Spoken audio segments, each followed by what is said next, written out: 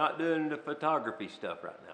It's because I want to give y'all a little update on what I've been doing since I got back from Costa Rica. Little hint, not editing the Costa Rica photos.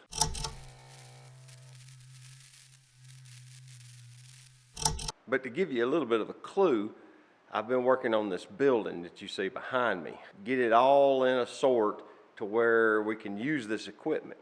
We've had this equipment in the building since January, but we haven't had the opportunity to get it all connected until just now. I've been working on it seriously since we got back from Costa Rica, like 14-hour days. It's just been crazy. So now that we've got all this hooked up, I'm just gonna give y'all the little nickel tour. To give you kind of an overview, what all of this is from this electrical panel that way is stuff to generate three-phase power.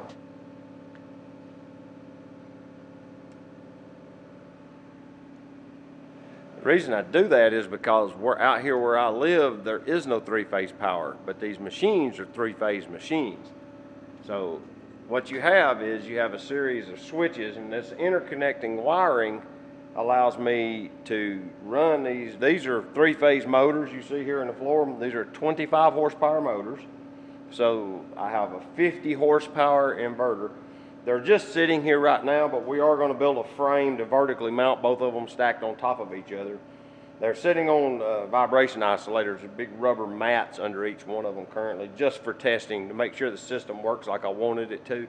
We wanted to function test it first.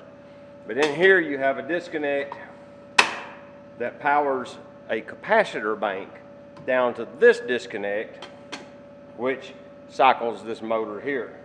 Now, in here is the capacitors.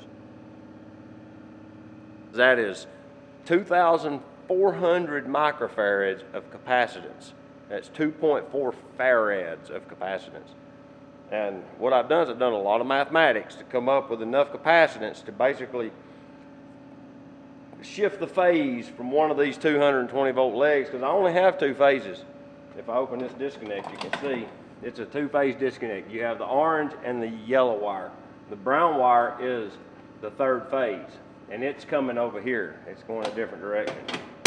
So when I throw this switch, you're going to see the motor's going to spool up normally, but then it's going to start to growl. And what that is, that's the excess capacitance overshifting the phase. So then I have to turn this disconnect off.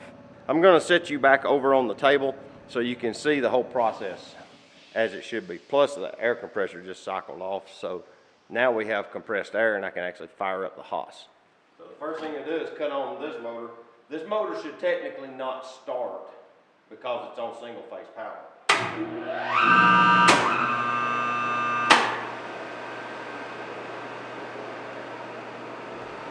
I literally just rolled over 50 horsepower worth of motors with 5 capacitors.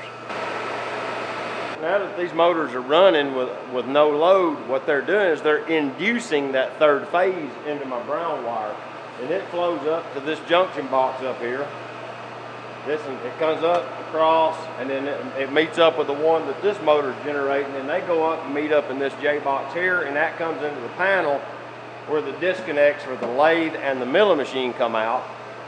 So now all I gotta do is power up the mill and the lathe and make sure the breakers are all on. A lot of times I forget to cut the breaker on. But now, lathe works. That's what it takes to get three-phase power out in the rural areas.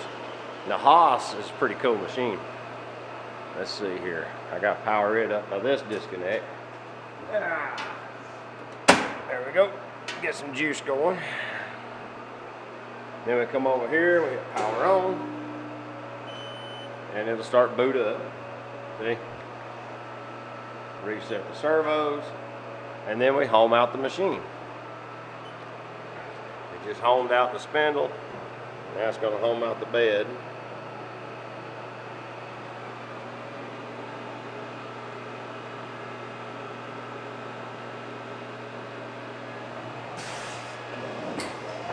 It just changed tools.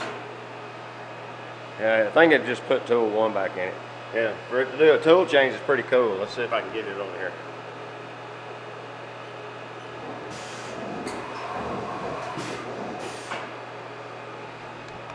course, the tools are all in these boxes.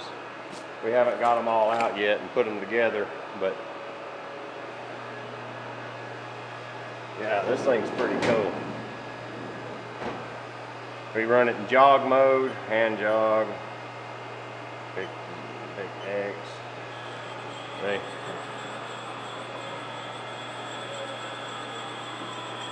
Y. Z is this spindle. So if I want to run Z, see? It's pretty nice. We finally put power on this yesterday. Today is the 20th of March, which is Saturday, and I'm excited to get this thing cleaned up, get a vise bolted on it and dialed in, and start making parts with this machine. Because it's been sitting here. I bought this machine last December. I literally have had it since December and have yet to actually turn it on until yesterday. You always turn all of the load off before you turn off the three-phase generators.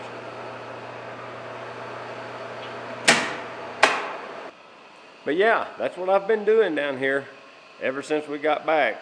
And that's why I really haven't had much opportunity to build video content. I went last Saturday to shoot the 105 F2 DC Nikkor video, and it rained me out, and rather than potentially ruin my lens, I went ahead and just threw in a towel and called it quits. And I haven't had an opportunity since last Saturday to get out till today. So yeah, I just wanted to give you guys an update what I've been doing since I got back and why I haven't been able to come up with much video content. I've just been trying to get caught up on this. This thing has been waiting so long. This is David, the machine shop guy. I'll throw you a little curveball today. So until next time, get your camera out and go take a picture with it. And as a side note, I am shooting this with my Z50. So at least I'm doing something with a camera. We'll see you later. Bye-bye.